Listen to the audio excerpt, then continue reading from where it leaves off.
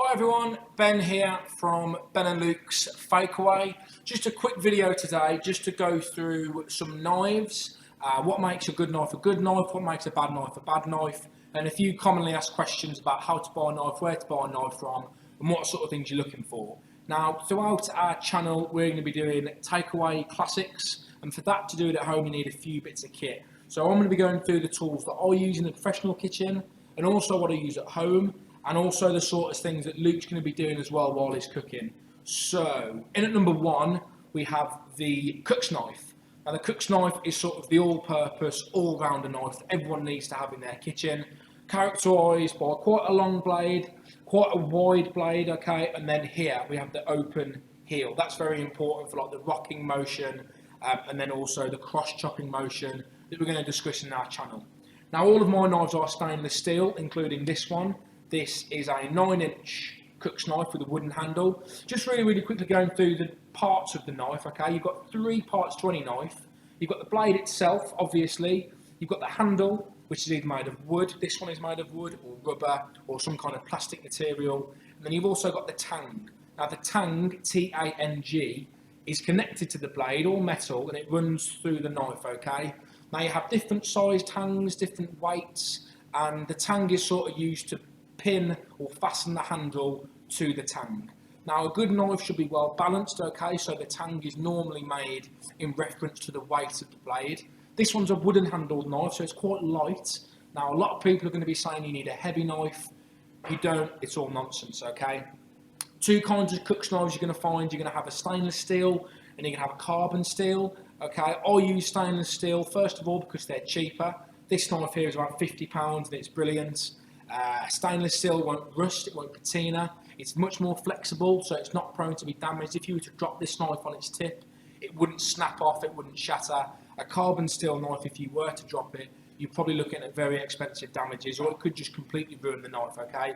So cook's knife, all purpose, you need to have one, less than £40. This goes hand in hand with a honing steel. Now, this isn't a sharpening steel, commonly misinterpreted, okay? This isn't actually going to sharpen the blade, right? This is just going to hone the edge, okay? Now, when you start off sharpening your own knives at home, I wouldn't advise giving it the big one, okay? You want to do it safely. So, on any good steel, this is another steel I've got here as well, a diamond cut steel. It's got something special on the top, okay? Now, this steel is rubberized to go on the surface of the table. Now, that's so it doesn't slip across the surface and isn't unsafe, okay? To hone the blade, all you want to do, take the heel of the blade, pop it on the steel at 90 degrees. You want to turn that to 45, so halve it. Then you want to halve it again, so you get a 20 to 25 degree angle, okay? And all we're going to do then is we're just going to nice and safely run the blade down the steel, heel to tip, okay? As if we're just trying to take off little slithers of the steel. Not too much pressure. You don't need to hurt the knife. You don't need to be putting too much force into it, okay? 5 or 6 times, each time you use the blade, perfect condition. It will stay sharp for a long time. The next knife you're going to need in the kitchen is a paring knife. Now, paring knives are very cheap, £5–6, not a lot of money at all, okay? Again, stainless steel, it's cheap, it's durable, it won't rust, perfect material for the blade. This is used for like common veg prep, aubergine packaging, you know, all that kind of stuff, okay? So you don't want to be using everything with your cook's knife. This is for more messy jobs, more robust jobs, things you don't mind getting this knife used more for. Now, you can also opt for the tomato knife, okay? Very similar to the paring knife. The biggest differences are there isn't a pointy tip and it's a serrated blade. If you're going to buy one of these 2 knives, I'd recommend the tomato knife. Far more durable, far more robust. You don't need to put this over a honing steel. This will look after itself. This knife's about 6 months old now and it's still razor sharp. Really is very sharp, okay? So I go for the tomato knife. And then really the last knife that you need in your collection to give any of these recipes at home a go would be a serrated edge knife, okay? This is the same as my cook's knife, same style, same manufacturer, same wooden handle, okay?